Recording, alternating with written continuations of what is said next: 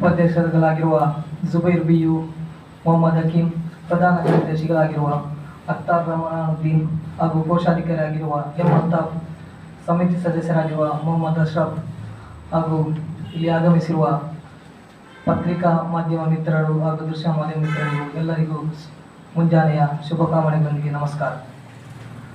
ಬಜ್ಪೇಯಿ legends trust ಆಯೋಜಿಸುವ ಈ ಒಂದು ಪತ್ರಿಕಾಗೋಷ್ಠಿಯು ಬಜ್ಪೇಯಿ ಲೆಜೆಂಡ್ಸ್ ಟ್ರಸ್ಟ್ ಎಂಬುದು ಸರಕಾರದಿಂದ ನೋಂದಾಯಿಸಲ್ಪಟ್ಟ ಒಂದು ಟ್ರಸ್ಟ್ ಆಗಿದ್ದು ಸಾಮಾಜಿಕ, ಶೈಕ್ಷಣಿಕ ಹಾಗೂ ಕ್ರೀಡಾ ಎಂಬ 3 ಉದ್ದೇಶಗಳನ್ನು ಇಟ್ಟುಕೊಂಡು ಕಾರ್ಯಾಚರಿಸುತ್ತಿದೆ.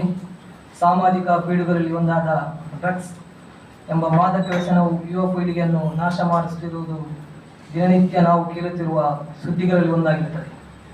ಈ ಸಾಮಾಜಿಕ ಪೀಡುಗಳ ವಿರುದ್ಧವಾಗಿ ಡ್ರಗ್ಸ್ ವಿರೋಧಿ ಜಾಗೃತಿ ಅಭಿಯಾನವು ಕಳೆದ 1 ವರ್ಷಗಳಿಂದ ಬಜ್ಪೇಯಿ ಲೆಜೆಂಡ್ಸ್ ಟ್ರಸ್ಟ್ ಹಲವಾರು ಕಾರ್ಯಕ್ರಮಗಳನ್ನು ನಡೆಸುತ್ತಾ ಬರುತ್ತಿದೆ.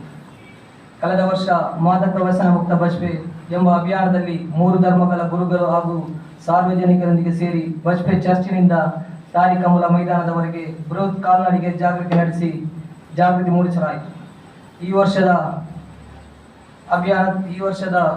ಅಭಿಯಾನದಲ್ಲಿ ಬಜ್ಪೇಯಿ ಫೆಸ್ಟ್ ಎಂಬ ಹೆಸರಿನಲ್ಲಿ ಬಜ್ಪೇಯಿ ಮಹಿಳೆಯರ ಸ್ಪರ್ಧಾಕೂಟ ನಡೆಸುವ ಮೂಲಕ ಸಹ ಅರಿವು ಮೂಡಿಸಲಾಯಿತು.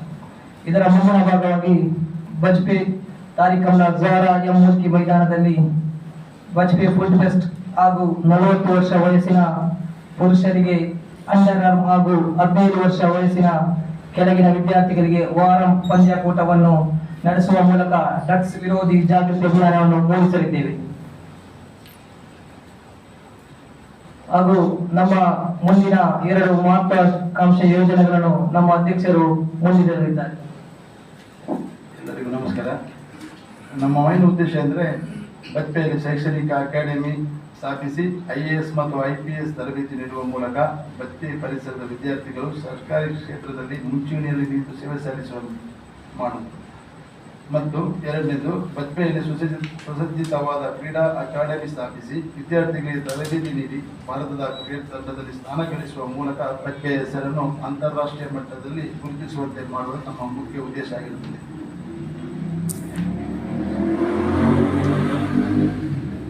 ಈ ಡ್ರಗ್ಸ್ ವಿರೋಧಿ ಜಾಗೃತಿ ಅಭಿಯಾನದ ಪ್ರಯುಕ್ತ ನಾಳೆಯಿಂದ ಅಂದರೆ 27/12/2024ರಿಂದ 29/12/2024ರವರೆಗೆ ಬಜ್ಪೇಯಿ ಜ್ವಾರಾ ಎಂಮೂರ್ತಿ ಮೈದಾನದಲ್ಲಿ 40 ವರ್ಷ ಮೇಲ್ಪಟ್ಟ ಪುರುಷರಿಗೆ ಹಾಗೂ 15 ವರ್ಷ ಕೆಳಗಿನ ವಿದ್ಯಾರ್ಥಿಗಳಿಗೆ ಕ್ರಿಕೆಟ್ ಪಂದ್ಯಾವಳಿಯನ್ನು ನಾವು ಆಯೋಜಿಸಿದ್ದೇವೆ.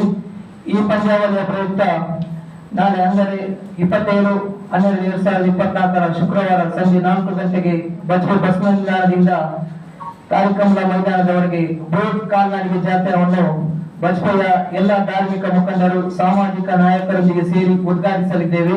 ತದನಂತರ ನಡೆಯುವ ಕ್ರೀಡಾಕೂಟದ ಕಾರ್ಯಕ್ರಮದ ಉದ್ಘಾಟನೆಯನ್ನು ಭಾರತ ತಂಡದ ಮಾಜಿ ನಾಯಕ ಲೆಜೆಂಡ್ಸ್ ಮೊಹಮ್ಮದ್ ಅಜರುದ್ದೀನ್ ಹಾಗೂ ಕರ್ನಾಟಕ ವಿಧಾನಸಭಾ ಸ್ಪೀಕರ್ UT ಖಾದರ್ ರವರು ಉದ್ಘಾಟಿಸಲಿದ್ದಾರೆ.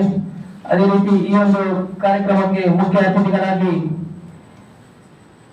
ನಮ್ಮ ಟೈಟಲ್ ಸ್ಪಾನ್ಸರ್ಸ್ ಆಗಿರುವ ರೋಹನ್ ಕಾರ್ಪೊರೇಷನ್ MD ಆಗಿರುವ ರೋಹನ್ ಮೊಂಟೇರೋ, KPCC ಪ್ರಧಾನ ಕಾರ್ಯದರ್ಶಿ ಇನಾಯತ್ ಅಲಿ, ಕರ್ನಾಟಕ ರಾಜ್ಯ ಯುವ ಕಾಂಗ್ರೆಸ್ ಕಾರ್ಯಾಧ್ಯಕ್ಷರ HS ಮಂಜುನಾಥ್, ಸಂಸದ ಬ್ರಿಜೇಶ್ ಚೌಟ ಹಾಗೂ GM ಇನ್ಫಿನಿಟಿ ಗ್ರೂಪ್ ಇದರ MD ಚೇರ್ಮನ್ ಆಗಿರುವ ಗುಲಾಂ ಮುಸ್ತಫಾ ಖಾದ್ರಿ, ನಮ್ಮ ಶಾಸಕರಾದ ಉಮನಾಥ್ ಕೋಟ್ಯಾ, ಯುನೈಟೆಡ್ ರೆಂಟಲ್ಸ್ ಇದರ MD ಆಗಿರುವ ಐದರ್ ಅಲಿ, ಮುಜೀಬ್ ಜುಬೈರ್ ಇದರ MD ಆಗಿರುವ ಜಕರಿಯಾ ಜೋಕಟ್ಟೆ, ವೈಸ್ಟೋನ್ ಸ್ವರೂಪ್ ಹಾಗೂ ಇನ್ನಿತರ ಹಲವಾರು ಉದ್ಯಮಿ, ರಾಜಕೀಯ, ಸಾಮಾಜಿಕ ಮುಖಂಡರು ಈ ಒಂದು ಕಾರ್ಯಕ್ರಮದಲ್ಲಿ ಭಾಗವಹಿಸಲಿದ್ದಾರೆ. 3 ದಿನಗಳ ಕಾಲ ನಡೆಯುವ ಈ ಕಾರ್ಯಕ್ರಮದಲ್ಲಿ ಬಜ್ಪೇಯಿ ಕೃತಿಯನ್ನು ರಾಷ್ಟ್ರೀಯ, ಅಂತಾರಾಷ್ಟ್ರೀಯ ಮಟ್ಟದಲ್ಲಿ ಪಸರಿಸಿರುವ ಸಾಧಕರಿಗೂ ಸಹ ಸನ್ಮಾನ ಕಾರ್ಯಕ್ರಮ ನಡೆಯಲಿದೆ.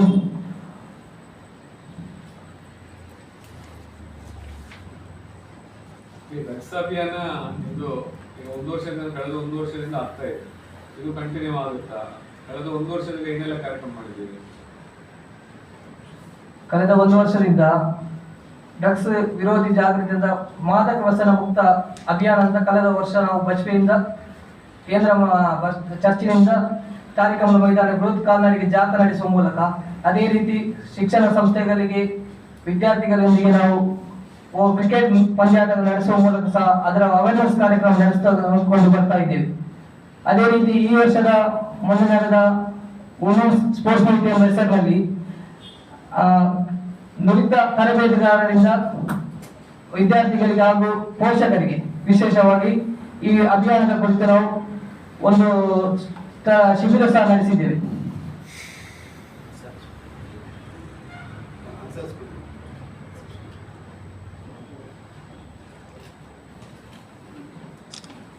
ಈ ಅಭಿಯಾನದಿಂದ ಏನಾದರೂ ಆ ಪರಿಸರದಲ್ಲಿ ಬದಲಾವಣೆ ಆಗಿಲ್ಲ?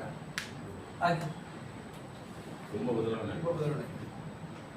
ಈಗ ಡ್ರಗ್ಸ್ ಕೇಸ್ ದೊಡ್ಡ ಮಟ್ಟದಲ್ಲಿ ಬಿಡು ಯಾವ ರೀತಿ ಸಕ್ಸಸ್ ಆಗಿದೆ? ಯಾಕಂದ್ರೆ ಬಜ್ಪೆ ಸ್ಟೇಷನ್ ಅಲ್ಲಿ ಕೇಸ್ ಏನು ದೊಡ್ಡ ಮಟ್ಟದಲ್ಲಿ ಕಮ್ಮಿ ಆಗಿದೆ ಅಂತ ಅನಿಸ್ತದೆ. ಬಜ್ಪೆ ಕಾವೂರು ವ್ಯಾಪ್ತಿಯಲ್ಲಿ ಏನು ಬದಲಾವಣೆ ಆಗಿದೆ ಅಂತ ಆಕ್ಚುಲಿ ಬದಲಾವಣೆ ಆಗಬೇಕಾದ್ರೆ ನಮ್ಮಲ್ಲಿ ಸಂಜೆ ಹೊತ್ತಿಗೆ ನಾವಲ್ಲಿ ಆಗ್ತಾ ಇದೆ ಗ್ರೌಂಡಲ್ಲಿ ಬಂದರೆ ಈ ಟೈಮ್ ಯಾರಿಗೆ ಸಹ 7 ಗಂಟೆ ಟೈಮ್ ಬ್ಯಾಡ್ ಟೈಮ್ ಆಗಿದೆ.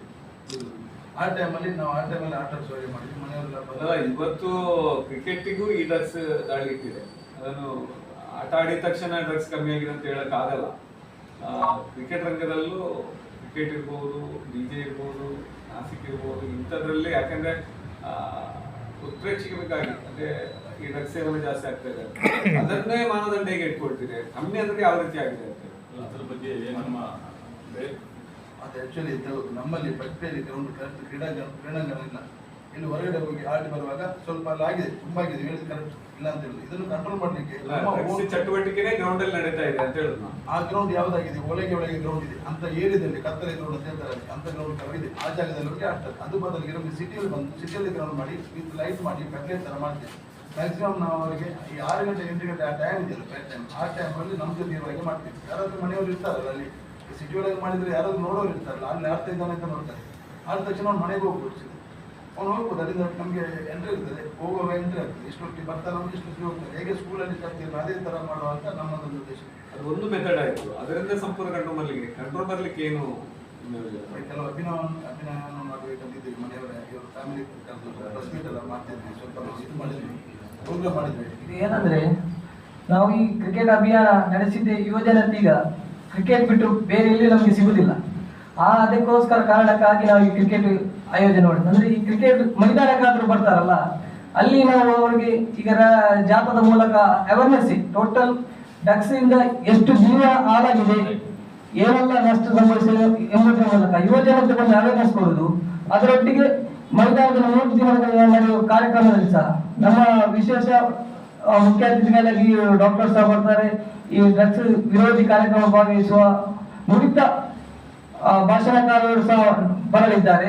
ಅದೇ ರೀತಿ ಮೊನ್ನೆ ನಾವು 22ನೇ ತಾರೀಕು ಅನ್ಸಾರ್ ಸ್ಕೂಲಲ್ಲಿ ಸಹ ಇದರ ಬಗ್ಗೆ ಒಂದು ಕಾರ್ಯಕ್ರಮ ಸಹ ಆಯೋಜಿಸಿದ್ದೇವೆ.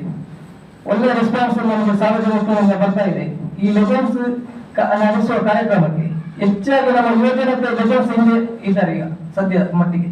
ಆದ್ದರಿಂದ ನಮಗೆ ಇದು ಅವೇರ್ನೆಸ್ ಮಾಡುವ ಮೂಲಕ ನಮ್ಮ ಬಜ್ಪೆಯನ್ನು ಮಾದಕ ವ್ಯಸನ ಮುಕ್ತ ಬಜ್ಪೆಯಾಗಿ ನಾವು ಮಾರ್ಪಡುವ ಒಂದು ದೃಢ ನಿರ್ಧಾರವನ್ನು ಬಜ್ಪೆ ಲೆಜೆಂಡ್ಸ್ ಮೂಲಕ ನಾವು ಕೈಗೊಂಡಿದ್ದೇವೆ.